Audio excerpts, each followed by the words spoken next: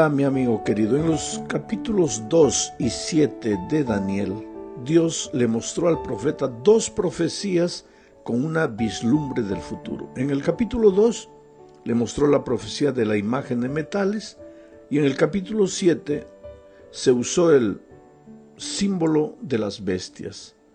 Ahora, en esta semana entramos al capítulo 8. Aquí el Señor le concede a Daniel una tercera visión con relación al futuro, pero solo a partir del imperio medo-persa, porque Babilonia ya había entrado en colapso cuando fue dada la profecía. Ya vimos los paralelismos que existen entre los cuatro imperios metálicos de la visión de Nabucodonosor y las cuatro bestias de la visión de Daniel 8. Son la misma profecía presentada de diferentes maneras. Ya vimos también que Daniel 7 añade nuevos elementos al bosquejo de la historia, detalles como por ejemplo el surgimiento y las actividades del cuerno pequeño. Ahora, la visión del capítulo 8, que estudiaremos esta semana, coincide notablemente con las visiones previas y añade bastante información adicional. El relato se vuelve cada vez más detallado. El protagonista de la visión de Daniel 8 nuevamente es el cuerno pequeño, pero presentado de otra forma. No es un cuerno pequeño que sale de la cuarta bestia, como en el capítulo 7, sino ahora en el capítulo 8 es un cuerno pequeño que sale del macho cabrío. Pero la contribución de Daniel 8 es el énfasis en el santuario y lo que sucede allí en el tiempo del fin, o sea, el juicio. Mientras Daniel 7 muestra al tribunal celestial y a uno como hijo de hombre, Daniel 8 muestra la purificación del santuario. Entonces, la purificación del santuario celestial de Daniel 8 corresponde a la escena del juicio de Daniel 7. Bueno, para empezar, leamos Daniel 8, 3 al 5. Aquí se describe al carnero. Dice: alcé los ojos y miré, y he aquí un carnero que estaba delante del río y tenía dos cuernos, y aunque los cuernos eran altos, uno era más alto que el otro, y el más alto creció después. Vi que el carnero hería con los cuernos al poniente, al norte y al sur, y que ninguna bestia podía parar delante de él, ni había quien escapase de su poder, y hacía conforme a su voluntad y se engrandecía. Mientras yo consideraba esto, he aquí un macho cabrío venía del lado del poniente sobre la faz de la tierra, sin tocar tierra, y aquel macho cabrío tenía un cuerno notable entre sus ojos. Ahora, querido, como explica el ángel en el versículo 20 de Daniel 8, el carnero con dos cuernos representa al imperio medo-persa, y las tres direcciones muy probablemente señalen literalmente las tres conquistas principales de esta potencia mundial. Pero después aparece un macho cabrío con un gran cuerno que representa el imperio griego bajo el mando de Alejandro Magno. El hecho de que el macho cabrío se mueva sin tocar tierra, como dice la Biblia, significa que avanza con una rapidez extraordinaria. Este simbolismo refleja la rapidez de la conquista de Alejandro, que en Daniel 7 representa como un leopardo alado. Pero como lo indica la profecía, cuando el macho cabrío estaba en su mayor fuerza, aquel gran cuerno fue quebrado y dio paso a cuatro cuernos que se extienden a los cuatro cuadrantes de la brújula. Y esto se cumple cuando Alejandro muere en Babilonia en junio de 323, a los 33 años de edad, y su reino se divide entre sus cuatro generales. Vamos ahora a la segunda parte de este estudio para hablar nuevamente del cuerno pequeño. Daniel 8, 8 y 9 describe al cuerno de esta manera: y el macho cabrío se engrandeció sobremanera, pero estando en su mayor fuerza, aquel gran cuerno fue quebrado, ese Alejandro Magno, ¿no? Aquel gran cuerno fue quebrado y en su lugar salieron otros 4 cuernos notables hacia los 4 vientos del cielo, y de uno de ellos salió un cuerno pequeño que creció mucho al sur, al oriente y hacia la tierra gloriosa. Ahora mira, el relato dice que el cuerno pequeño, este cuerno que hará grandes cosas, salió de uno de ellos. ¿A quién se refiere el profeta al decir de uno de ellos? Al interpretar este capítulo, los eruditos encuentran dificultad en definir quién es ese uno de ellos, de donde sale el cuerno pequeño. El problema básicamente está en la manera como termina el versículo y comienza el otro versículo. El versículo 8 termina diciendo, en su lugar salieron 4 cuernos de gran tamaño que se lanzaron contra los 4 vientos del cielo. Esos 4 cuernos son los 4 generales de Alejandro Magno que se dividen el reino cuando Alejandro muere. Y entonces el versículo 9 empieza diciendo, de uno de ellos salió un cuerno pequeño. En una lectura correcta del idioma español, la expresión de uno de ellos se referiría a la última frase que menciona a los 4 vientos de los cielos. En ese caso, el cuerno pequeño saldría de uno de los vientos, o sea, de uno de los puntos cardinales de la tierra, no de los 4 generales. Pero el libro de Daniel fue escrito en hebreo, y hay que interpretarlo en el contexto hebreo. Y en ese idioma la expresión uno de ellos también se refiere a uno de los vientos de la tierra. No hay duda.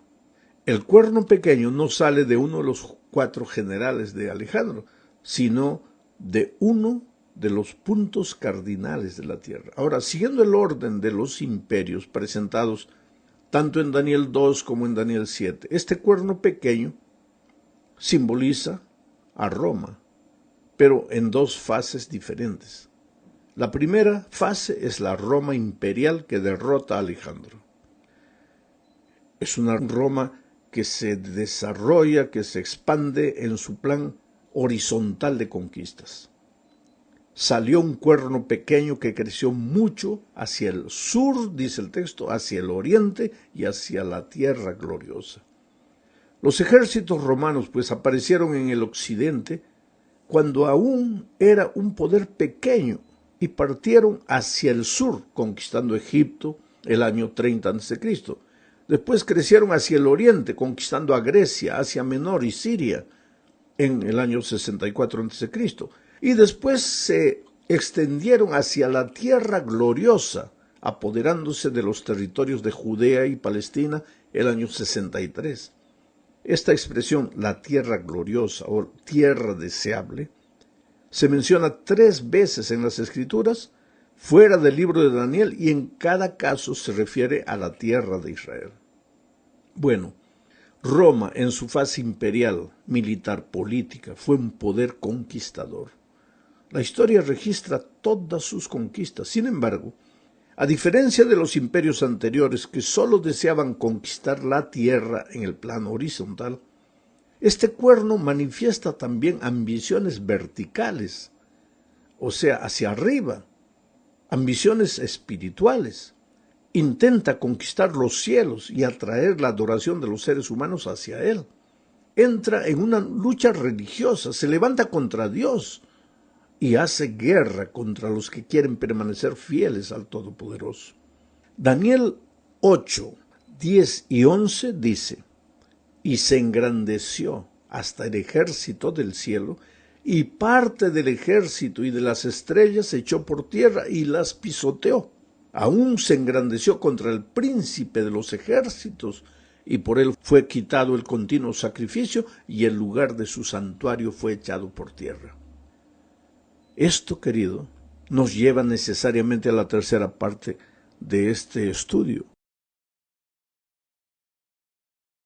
En este contexto, la expresión ejércitos del cielo, contra los cuales se levantó el cuerno pequeño, esta expresión ejércitos del cielo se refiere al pueblo de Dios que permanece aquí en la tierra, pero tiene ciudadanía en el cielo. Filipenses 3:20 lo confirma al decir, mas nuestra ciudadanía está en los cielos.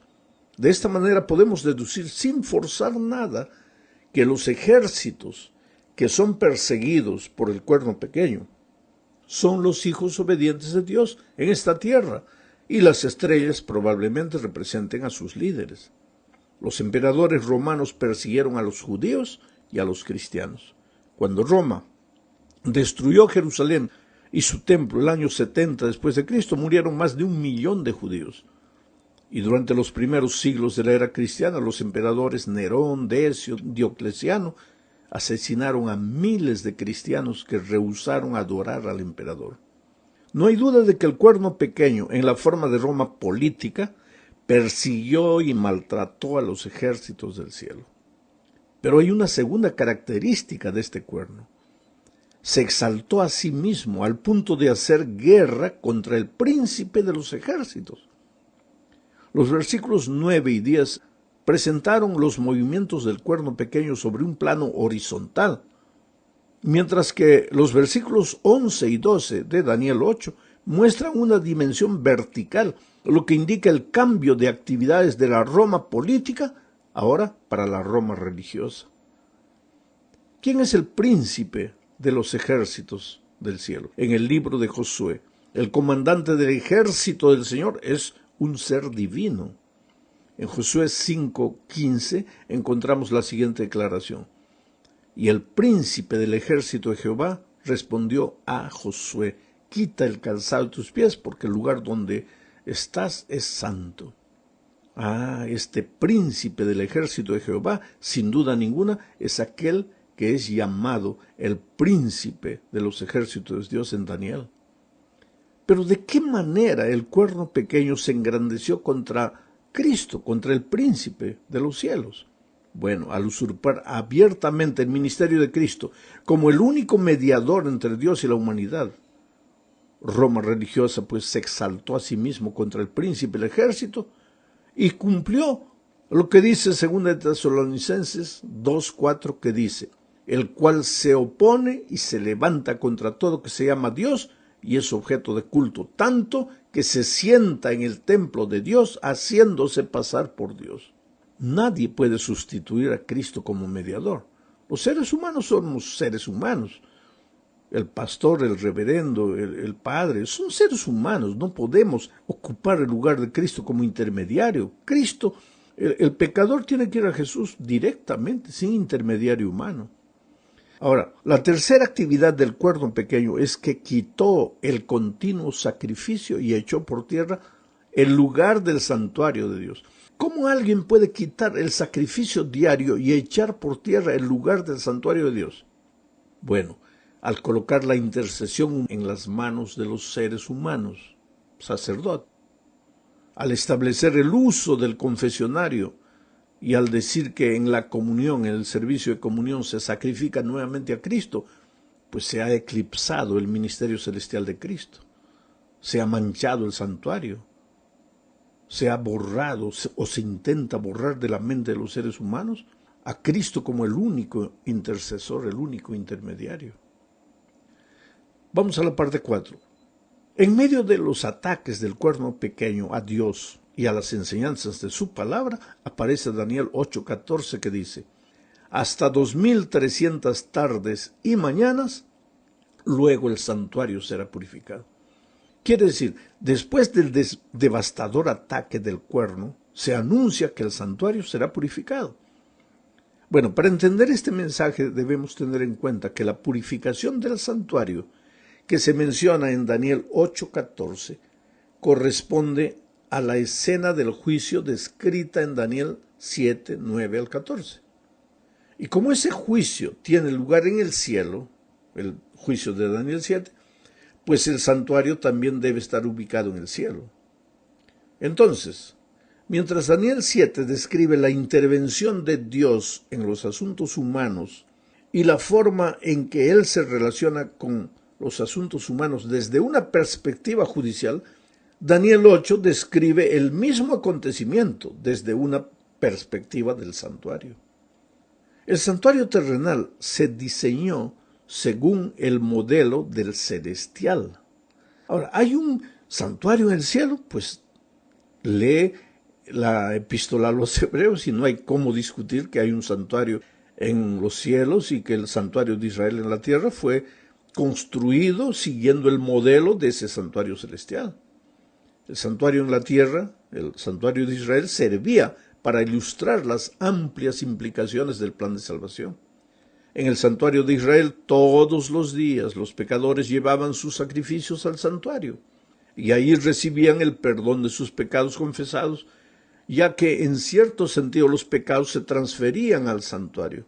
¿Por qué? Porque el israelita iba, colocaba la mano en la ovejita, en el corderito, confesaba sus pecados, transfería sus pecados para la ovejita, pues la ovejita era sacrificada, la sangre era derramada y la sangre era llevada por el sacerdote al santuario. Por eso, en cierto sentido, los pecados del pecador eran arrojados al santuario, transferidos al santuario. Como resultado, el santuario se contaminaba, se manchaba. Por lo tanto, se necesitaba un proceso periódico de purificación para limpiar el santuario terrenal de los pecados registrados en él. A ese día se lo llamaba el día de la expiación y tenía lugar una vez por año, según Levítico capítulo 16. Pero ¿por qué el santuario celestial necesitaría ser purificado? Bueno, por analogía podemos decir que los pecados confesados de aquellos que han aceptado a Jesús han sido transferidos al santuario celestial, al igual que los pecados de los israelitas arrepentidos se transferían al santuario terrenal. En el día de la expiación terrenal se sacrificaban una cantidad de animales, lo que simbolizaba la futura muerte de Jesús, razón por la cual los pecadores podían permanecer firmes en el día de la expiación. Y así como ocurría esto en el día de la expiación terrenal, cuando se purificase el santuario celestial, también sucedería lo mismo. ¿Cuánto más en el santuario celestial? Únicamente la sangre de Cristo nos libra de nuestros pecados en el día del juicio. La purificación del santuario descrita en Daniel 8:14 es la realidad celestial del servicio terrenal, porque en el servicio terrenal todo era simbólico, símbolo de la realidad que sucede allí en el cielo. Ahora, el mensaje de esto es básico. Como pecadores nosotros necesitamos la sangre de Jesús para que nuestros pecados sean perdonados y nos permita estar en pie en el día del juicio, sin miedo, sin temor. ¿Por qué? Porque hemos transferido a través de nuestra entrega, de nuestra confesión personal a Cristo, le hemos transferido nuestros pecados y confiamos ahora que Él nos va a salvar y Él nos va a librar. Y entonces cuando comience el juicio no tenemos que tener miedo, porque es el Señor Jesús que nos va a defender. Vamos ahora a la quinta parte final de este estudio. Daniel 8:13 dice: Entonces oí a un santo que hablaba a otro de los santos.